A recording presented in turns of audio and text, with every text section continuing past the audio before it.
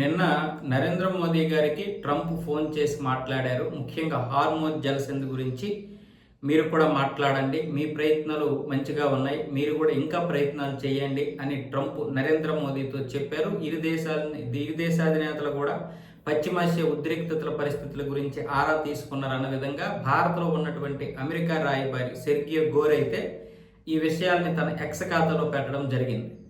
ఇప్పటికే అన్ని దేశాలు కూడా హార్మోన్ జలసంధిలో ఇబ్బందికి గురవుతున్నాయి. దానివల్ల చమురు సంక్షోభం ఏర్పడుతుంది.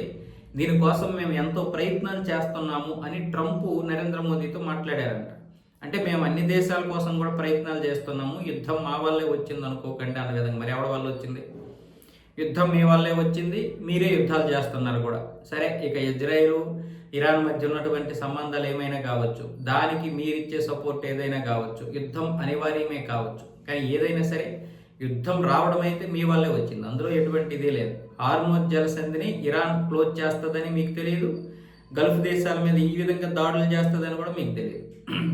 సెర్గియో గోర్ ఏమంటున్నాడంటే దీనికోసం అమెరికా ఇప్పటికే కాల్పుల విరమణ కోసం అనేక విధాలుగా తగ్గుతుంది, అయినా సరే ఇరాన్ మాత్రం తగ్గడం లేదన్న విధంగా. అసలు ఇరాన్ చెప్పినటువంటి షరతులకి అమెరికా ఒప్పుకోలేదు, అమెరికా విధించినటువంటి షరతులు ఇరాన్ ఒప్పుకోలేదు. ఈ రెండు దేశాలకి ఇప్పుడు యుద్ధం అనేది ఆగిపోవాలి, కానీ ఆ షరతులకి ఒప్పుకోరు. ఆ షరతులు ఎవరు ఒప్పుకున్నా తలొగ్గినట్లే లెక్క, అప్పుడు ఓడిపోయినట్లే లెక్క. కాబట్టి ఆ షరతులు అంత దారుణంగా ఉన్నాయి. ఇంతకుముందు వీడియోలో పెట్టాను నేను, అమెరికా అలా ఉంటుంది, ఇరాన్ ఇలా ఉంటుంది అని పెట్టాను చూడండి.